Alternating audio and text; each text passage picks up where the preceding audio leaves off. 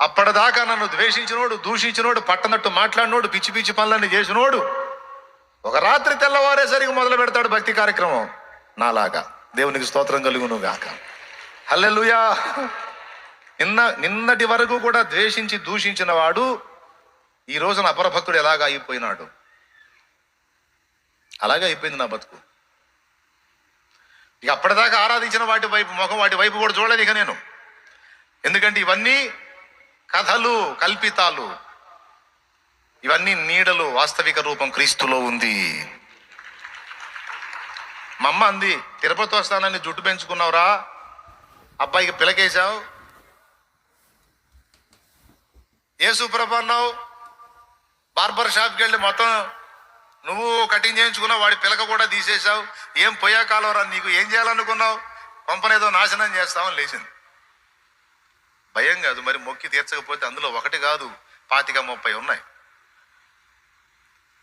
ఎందుకే అంత భయపడుతున్నావు అన్నా నేను. స్వామి అయ్యా, స్వామి మనకి ఏదన్నా అయితే ఏందయ్యా, అక్క చచ్చిపోయింది అని మొదలుపెట్టి నేను అన్నాను, నేను నమ్మినవాడు నువ్వు స్వామి అన్న స్వాములకే స్వామి తల్లే.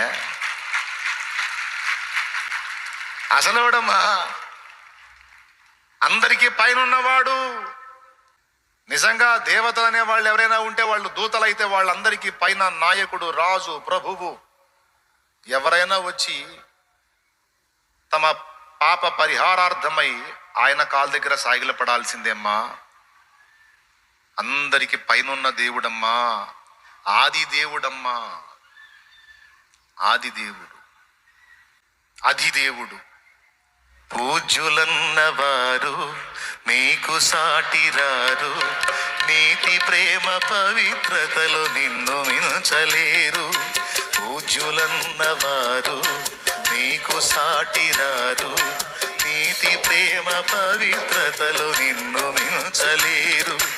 హరిషడ్వర్గములన్నిటినధిగమించిన